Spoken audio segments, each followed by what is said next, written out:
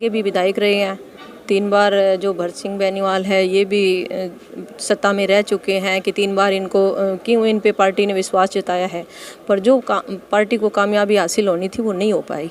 और उसके बाद में भी जो विपक्ष रहा कि विपक्ष के भी विधायक रहे तो उन्होंने भी ऐलनाबाद हल्के में कोई काम नहीं करवाया। नंबरदार प्रथा आज ख़त्म कर रही है, ये धीरे धीरे सारा कुछ अपने अंडर में लेना चाहती है और सबको ख़त्म करेगी। आज सरपंचों के गले क्यों घोटे जा रहे हैं? इसीलिए घोटे जा रहे हैं कि ये पंचायत है, इसको ख़त्म किया जाए। नमस्कार, मैं हैप्पी सिंगला, आप देख रहे हैं पहरेदार भारत न्यूज़ और इस वक्त की जो तस्वीरें हैं वो आप सिरसा से देख रहे हैं कि सरपंचों की आगामी आने वाली 5 तारीख को एक टोहाना के अंदर मीटिंग रखी गई है जिसमें सरपंचों का हल्ला बोल है और विपक्ष पहुंच रहा है समर्थन के लिए। आखिर कौन सी पार्टी दे रही है सरपंचों को समर्थन? बीजेपी सरकार की बढ़ रही हैं मुसीबतें तो दड़बा की दबंग सरपंच एवं राष्ट्रीय उपाध्यक्ष संतोष बेनीवाल हमारे साथ हैं। उनसे बातचीत करते हैं, क्या फैसले लिए गए हैं और क्या है आगे की रणनीति। हाँ जी संतोष जी, आज पूरे सिरसा भर से सरपंचों की मीटिंग ली गई है, क्या क्या फैसले किए गए हैं? मैडम, एक तो आपने एक बात बोली है कि विपक्ष को हम समर्थन देने जा रहे हैं। मैं इस बात को काटती हूँ कि विपक्ष हमें समर्थन देने जा रहा है जी। क्योंकि आज जो बात आई है, हमारे हकों की बात आई है, तो विपक्ष कह रहा है कि जो भी है पहली कलम से आपके हक है वो आपको दिए जाएंगे। तो विपक्ष ने हमें समर्थन देने का काम किया है, इसलिए हम जो 5 तारीख की हमने जो रैली रखी है उसके अंदर हमने विपक्ष को बुलाया है। जैसे विपक्ष की बात आ रही है, विपक्ष में कौन सी पार्टी आगे आ रही है? कांग्रेस आ रही है, इंडियन नेशनल लोक दल है, आम आदमी पार्टी है, कौन सी पार्टी है जो समर्थन देने पहुंच रही है सरपंच? देखिए, हमें कांग्रेस पार्टी का जो मैसेज आया है और उन्होंने हमारे साथ बैठ के बात करी है, मीटिंग करी है, तो उन्होंने हमारे जो हक है उनको देने का काम, बोलने का काम किया है कि जो भी है पहली कलम से आपके हक दिए जाएंगे।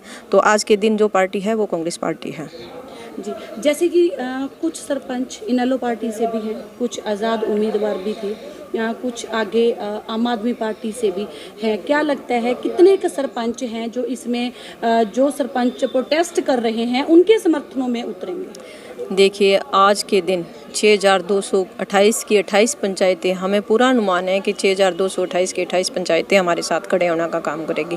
क्योंकि आज जो बीजेपी सरकार के साथ जो सरपंच खड़े हैं, देखो किसी के घबराहट है, किसी चीज़ की, किसी पे प्रेशर भी है और कोई पार्टी के साथ जुड़ा है। तो जिस दिन हम रैली करेंगे, आपने देखा होगा कि आज 339 की 39 पंचायत यहाँ जो धर्मशाला है इसके अंदर इकट्ठी हुई है, इसमें भी है विपक्ष, तो इसके अंदर भी है और भी, तो सारी पार्टी के लोग जुड़े हैं। उस दिन हम 5 तारीख का हमने यही कसम खाई है कि कोई झंडा नहीं देखेगा, हम जो हमारा संगठन है इसको मजबूत करने का काम करेंगे। आगामी रणनीति क्या रहेगी?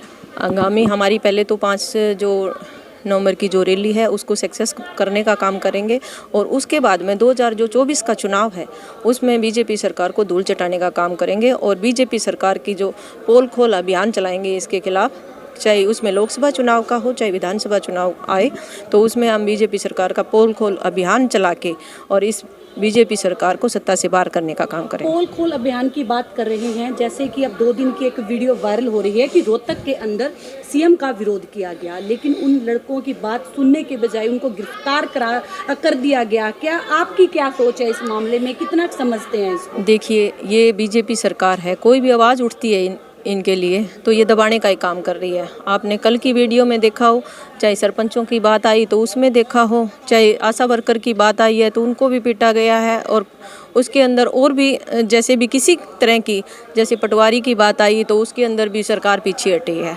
तो क्योंकि ये सरकार जो है वो हक देना नहीं चाहती। नंबरदार प्रथा है वो खत्म कर दी है, क्या नंबरदार भी आपके समर्थन में आ रहे हैं? नंबरदार प्रथा आज खत्म कर रही है, ये धीरे धीरे सारा कुछ अपने अंडर में लेना चाहती है और सबको खत्म करेगी। आज सरपंचों के गले क्यों घोटे जा रहे हैं? इसीलिए घोटे जा रहे हैं कि ये पंचायत है इसको खत्म किया जाए और जो सरकारी काम है वो सरकार के हाथ में चला जाए और अपने हिसाब से ये काम करने लग जाए। कांग्रेस ही आपको समर्थन देने आ रही है और सिरसा के कांग्रेस भवन की बात करें, चाहे दिल्ली में दीपक बावरिया से मुलाकात की बात करें, क्या समझ सकते हैं, अंदाजा लगा सकते हैं, इशारा समझ सकते हैं कि संतोष बेनीवाल कांग्रेस में शामिल हो रही है? देखिए, हमारी जब से कांग्रेस पार्टी बनी है, संतोष बेनीवाल हमेशा ही कांग्रेस की रही है, ठीक है। तो उसके बाद में भी कोई भी बात आती है, जब आम जन की बात आई, अधिकारों की बात आई, तो मैं अधिकारों के लिए मैं सरपंचों के साथ खड़ी हुई। फिर भी बाद में बात आती है, चाहे मैं कांग्रेस को समर्थन दूँ या कांग्रेस पार्टी में जाऊँ, पर अधिकारों की बात आएगी तो मैं आम जन के साथ खड़ी होंगी। पूर्व विधायक हैं, अगर बात करें आपके परिवार से बात करें तो भरत सिंह बेनीवाल पूर्व विधायक हैं। अगर आप कांग्रेस की टिकट का दावा ठोक रहे हैं, क्या भरत सिंह बेनीवाल की टिकट खतरे में है? देखिए, वो मैं तो आम जन पे डिपेंड हूँ कि आम जनता क्या चाहती है, कि अपने गांव का विकास चाहती है या नहीं चाहती।